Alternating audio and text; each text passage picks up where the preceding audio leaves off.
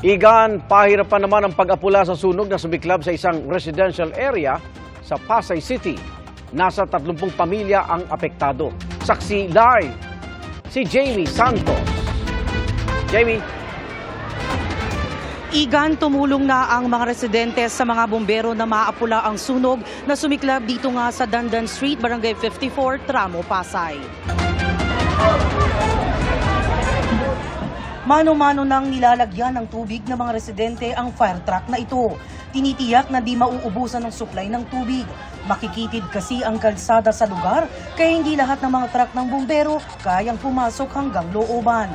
Ang kabataang ito nagbuhat na ng timba ng tubig mula sa kanilang mga bahay para maidagdag sa supply ng tubig ng mga bumbero.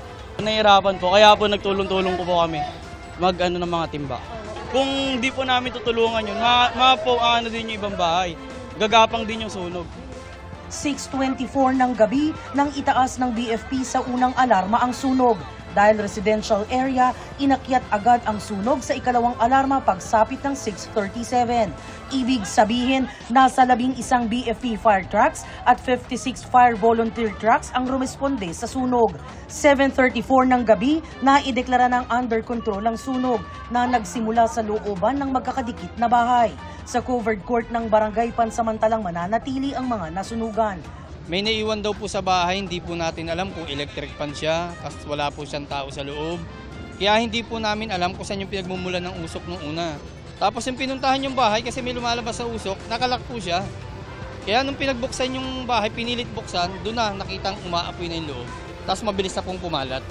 Sa impormasyon ng BFP, tinatayang nasa 30 pamilya ang naapektuhan ng sunog. Igan, nagpapatuloy ang investigasyon ng BFP sa pinagmula ng sunog. At live mula rito sa Pasay para sa GMA Integrated News, Jamie Santos ang inyong saksi.